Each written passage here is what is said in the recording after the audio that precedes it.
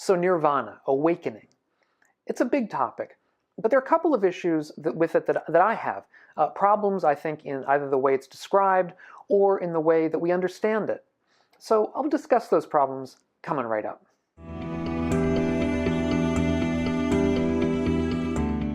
So I'm Doug Smith. I'm study director at the Secular Buddhist Association. That's secularbuddhism.org. If you're new to the channel and interested in helping to promote a wiser and a kinder and a less stress-filled world, consider subscribing to the channel. So nirvana, awakening. It's a big topic. It's a kind of a critical topic, a topic of a lot of focus. And I also think it's a topic we should probably care less about than some people want to say. It's better to focus, I think, on day-to-day practice than to spend too much time obsessing about awakening or what nirvana might be. Nevertheless, I think a lot of contemporary discourse does revolve around this topic. In particular, Robert Wright's book on why Buddhism is true, a great and interesting book, which I did a review of a while back. I'll put a link to it up here if you're interested. People talk about it. He talks about it a lot. He spends a lot of the book sort of thinking about what it might be. And so there are a couple of issues with it, a couple of ways that it tends to be looked at that I think are, in one way or another, problematic. And at least I want to discuss these here on the channel so that if you run into them, you'll have some background or at least some ways of approaching these kinds of topics.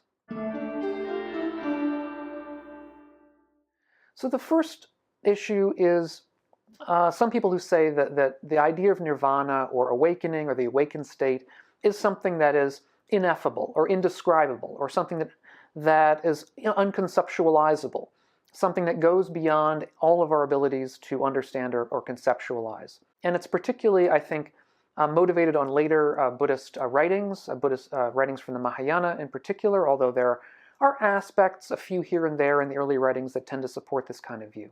Now, just to be clear, there's a use of the word indescribable where it doesn't really mean indescribable. So we might say, I had this chocolate ice cream, and somebody can ask you, how was it? And you say, well, it was just indescribably good. Yeah, there's a sense in which what you mean is that it's indescribable, and there's another sense in which you're using that word simply as an intensifier. What you're saying is that the ice cream was very, very, very good. We do use the word that way. But I want to be clear that's not really a legitimate way, or I should say, it's not a way that is literally true. I mean, in other words, we're not being using the word literally in that sense. So when we say that nirvana is indescribable, we may be saying, it's just a very, very, very good state. And if that's the way we're using it, that's fine, but we don't really mean indescribable then. Except in one interesting sense that I'll get to at the end. And the basic reason for this is that if nirvana or the awakened state really was indescribable, if it really was beyond all our ability to conceptualize, there's a very real problem that comes up. And the very real problem is that why should we care about it? If it really does outrun every description we could possibly give of it, if it's really the sort of thing that we have no access to one way or the other, then the question is, why care?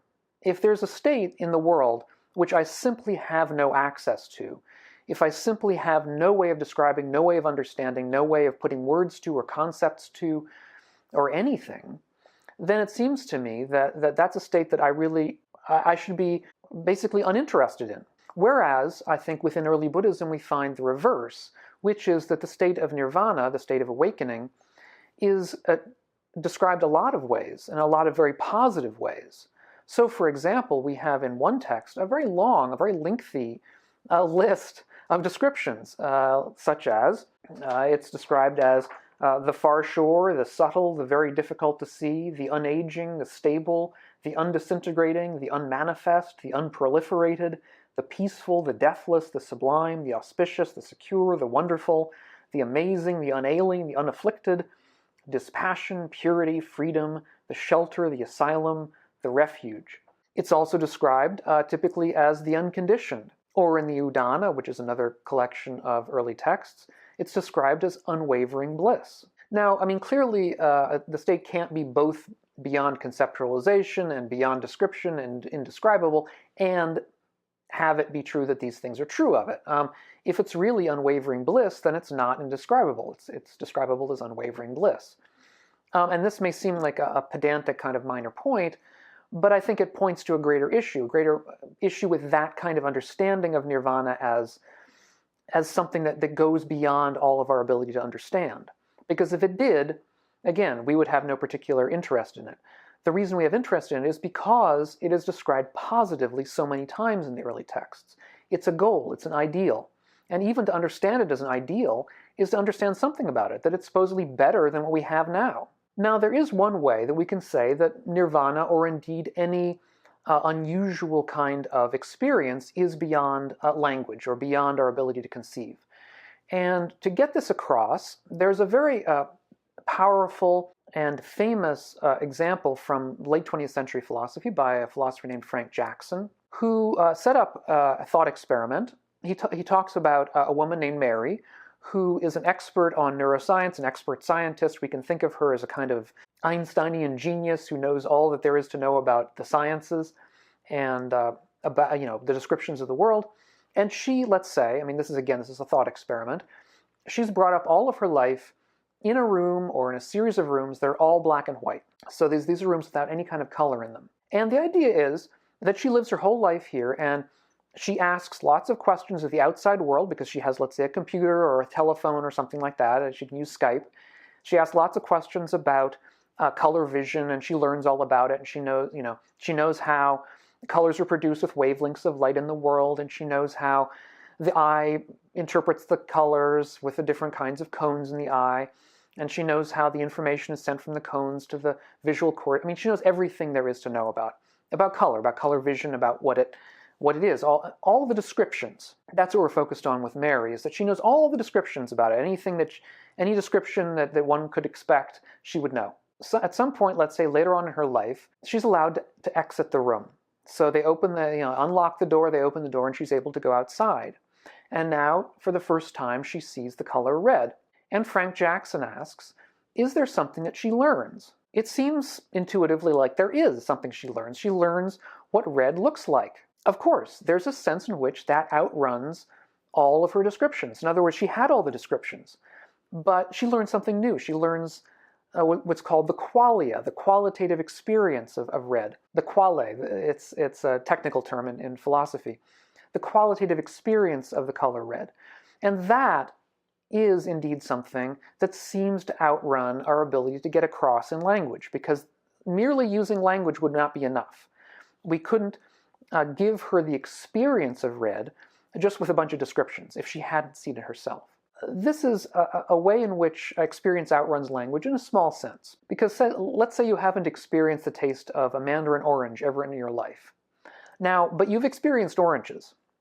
Now, someone can come and say, you could ask, what does a mandarin taste like? And someone might say, well, it's a little bit like an orange, it's a little sweeter, and maybe not quite as orangey. You have a pretty good idea. In other words, when you tasted that mandarin, it's not like you would say, oh, this is a completely different experience I've never had, even though in a sense it is. You have gotten some information from language. So it's not like qualitative experience is totally unrelated to language. It is. It's simply that when some experience is really unlike anything else that you've ever had, there may be aspects of it that really do outrun language in some sense, the way somebody who is colorblind, when they see color all of a sudden, that's something really quite different. So this might be the way in which awakening, the awakened state, nirvana, could be said to be outrunning language. It's something that's unconceptualizable in the sense that we can't get there simply by thinking our way there, simply by reading a bunch of books, understanding a bunch of texts. That's not going to get us there. That's not going to get us to a real experience, because the awakened state is not really a kind of experience. It's a kind of a way of being. In the early texts, it's described as the complete eradication of greed, of hatred, and of ignorance. That's one of the ways it's described. It's also described as sort of giving up certain kinds of greed, certain kinds of desire for a rebirth, a desire for continued existence, and also a desire for extinction from existence. Absence of that kind of desire, absence of hatred, absence of a kind of ignorance of the Four Noble Truths, of the truth of them, that's not really something we can come to cognitively. It's something that we come to experientially. It's something that we come to in our bones, as it were. It's something that we come to in practice. But this gets us to the second issue that I see with awakening, which is, as I say, that it's the complete eradication of greed, hatred, and ignorance. That is, it's supposedly the case that when you become awakened, greed is entirely and permanently eradicated within you. When you become awakened, hatred is permanently eradicated within you. And ignorance about these Four Noble Truths, about the important aspects of Buddhism, is completely eradicated within you.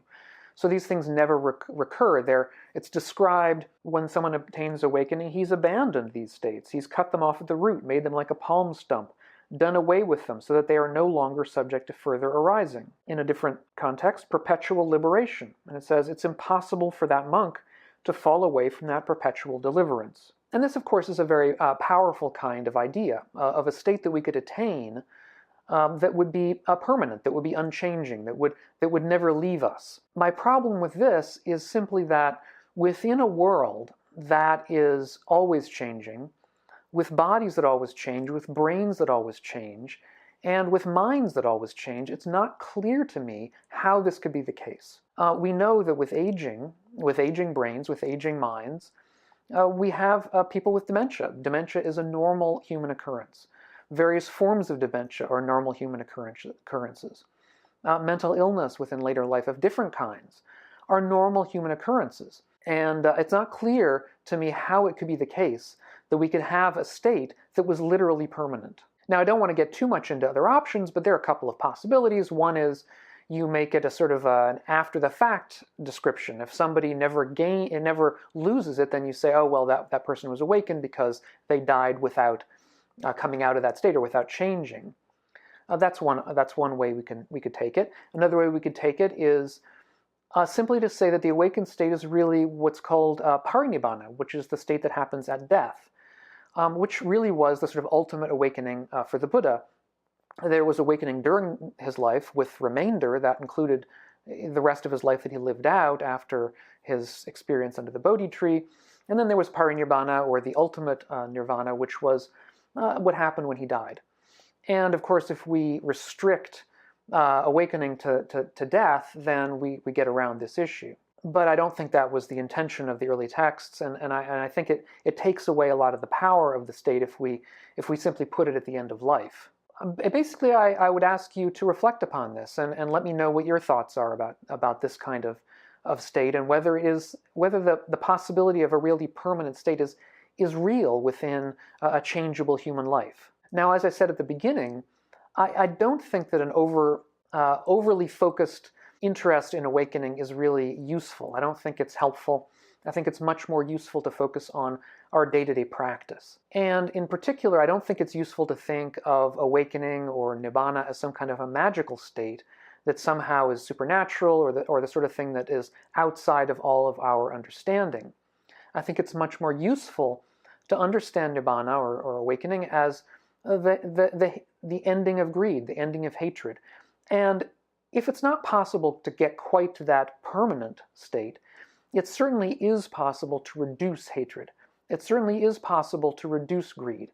It certainly is possible to increase our understanding of wise features of early Buddhism and of all philosophies in ways that make our lives better and make the world better. And in general, if what we're after is some state of experience or some state of mind or of the world that doesn't involve a lessening of greed and hatred and a lessening of ignorance, if it doesn't involve these things, we do have to wonder whether it's really worthwhile. I think the truth of awakening, the truth of gaining these kinds of states or of getting close to them, is found in our own behavior, in our behavior with ourselves, in our behavior with others, and how we get better, and how we improve, and how we make effort to improve.